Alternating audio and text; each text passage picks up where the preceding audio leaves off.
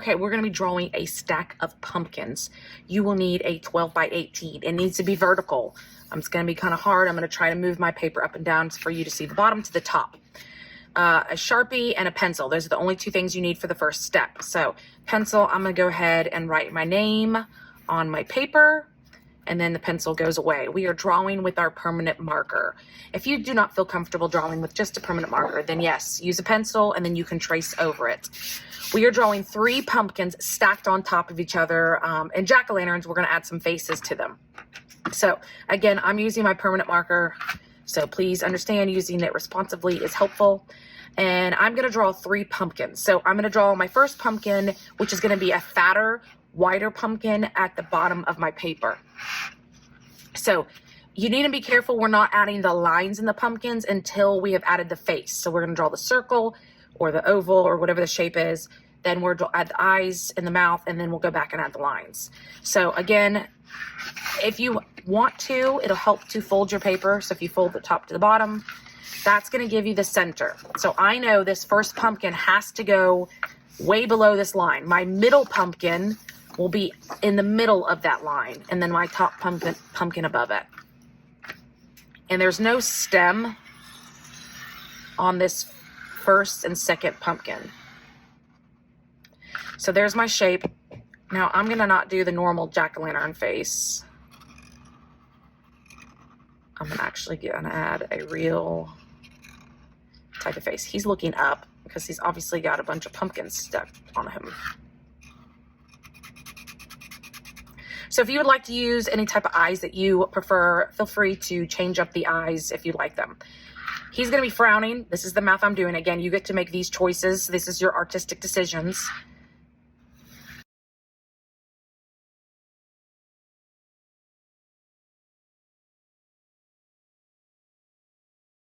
Okay, so there's my pumpkin. Now, you can see once I have the face, now I can add my ridges, which are the lines. So I'm going to kind of start up here at the top middle. Notice they are curved because this is a sphere. I don't want to go over the eyes, so I just want to make sure as I move and do these lines, I may have to jump over and around.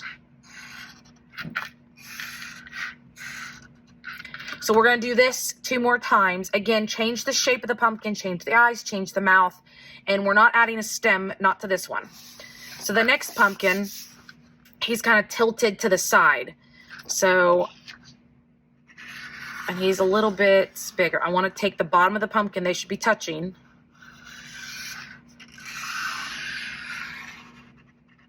So again, I made him a different shape, so you'll have to figure out which kind of shape. They should be touching in the bottom of the top of the first pumpkin, bottom of the second pumpkin. Again, he's going to have different eyes. It looks like he's not really worried what's going on. Okay, again, add my lines. And this one I'm actually had a stem kind of popping out from the side because he's kind of crooked.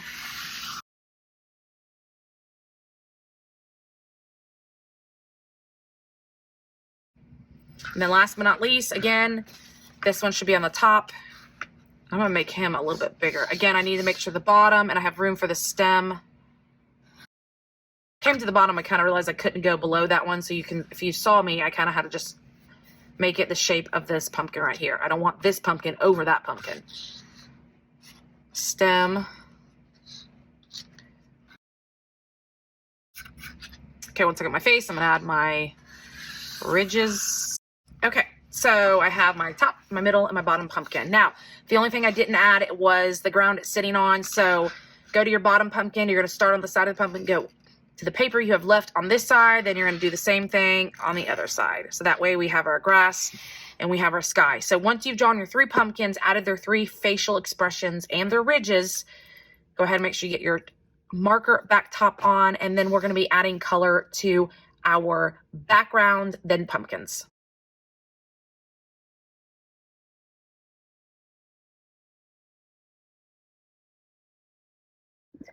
Okay, we're going to start painting. This is lesson 2. So I have my paint mat just to protect my table, my art, and then I have 2 shades of blue and a black. I'm going to be shading these blues. I want it kind of a stormy nighttime background color for the sky, and then we'll get to the pumpkins, we're going to be doing a different medium. We're going to be using mixed media today. And then we'll finish off with the green, which I don't have those colors out yet. So when you are using multiple colors without water, that's why you have the paint mat. So when you're moving back and forth between the colors, just don't forget to wipe your brush off before going back and forth. We never just want to keep moving around and then mixing these all up. So how you do that is I'm going to start with the lightest color, wipe it off, add a little darker blue, mix those together, and you don't need a lot of black. Black is the stronger color of these two.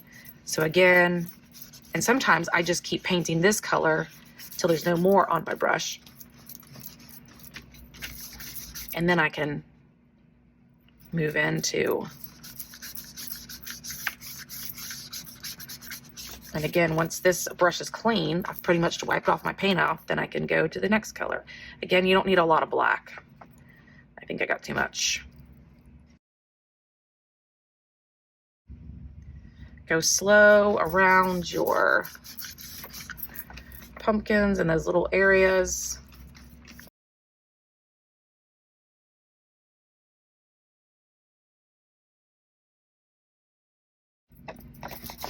If you notice, I'm taking my brush and I'm using the flat edge. I'm turning it one way to get into the little areas, and then turning it the flat, fatter way to fill in the big space.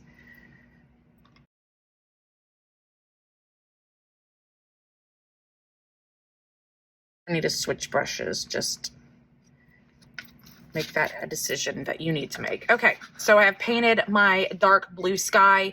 I'm gonna make sure I put my brush and get this cleaned off before I move to the green area, which is going to be the grass, and switch up.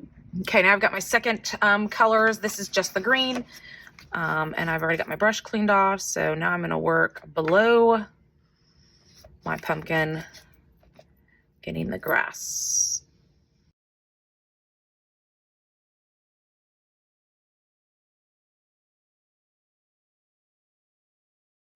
Okay, so I finished my background today. Again, make sure that you get your brush soaked where it needs to be. Make sure you close your paints up and make sure that your artwork gets to the area so it can dry and ready to add color to our pumpkins.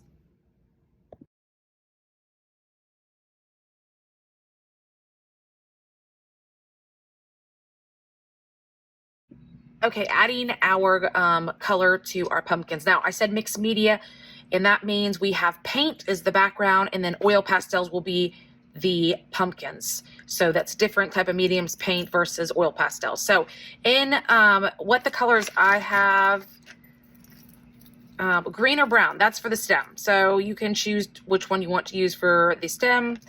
Then I have a variety of warm colors, orange, red, yellow, and then a white to lighten anything up. So if you want to make it where there's a shadow, a darker side of the pumpkin versus a lighter side of the pumpkin, that's why we have the variety of colors. So again, I'm just kind of going with it. I haven't really planned it. So I'm going to start at the bottom. So move my paper up, and orange is what we're going to start with. And the cool thing about our permanent marker is you should not have to worry about the lines. Now, what you could do is every section of your pumpkin, that's where you could work on your shading. So like if I wanted this part to be darker because it's on the farther side of my pumpkin, I could use a little bit of red in it. And then I just go back over with the orange to kind of blend it in to make it a darker orange. And I really want us to work hard at using our best coloring skills. So that means really pressing in with this oil pastel to get all that white area covered. So I'm going to quickly move through my bottom pumpkin, and then we'll talk about the middle pumpkin.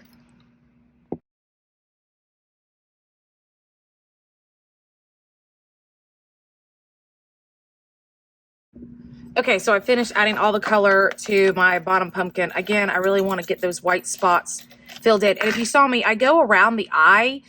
The reason I do that is because it kind of gives me a stop point. So as I'm coloring, sometimes we just keep going and realize we just colored over something. So if I color around it, that's letting me know don't go over that. It's kind of like a stopping point. So Again, you could always use your, again, you wouldn't want to darken the whole thing, but pumpkins come in a variety of colors. So some are more of a deep orange, some are more of a light orange, a green orange. But that is what you do. You start with your lighter color, add your dark color on top, and then you can layer it with your light color again, and it kind of blends it in. So moving to the middle orange, obviously I'm still going to use orange. I think I may mix a little bit of yellow into it, kind of like I did with the red. And then the top pumpkin, I'm going to be doing just orange, maybe a little bit of white to lighten it up. So I'm going to really run through this quick so we can get started.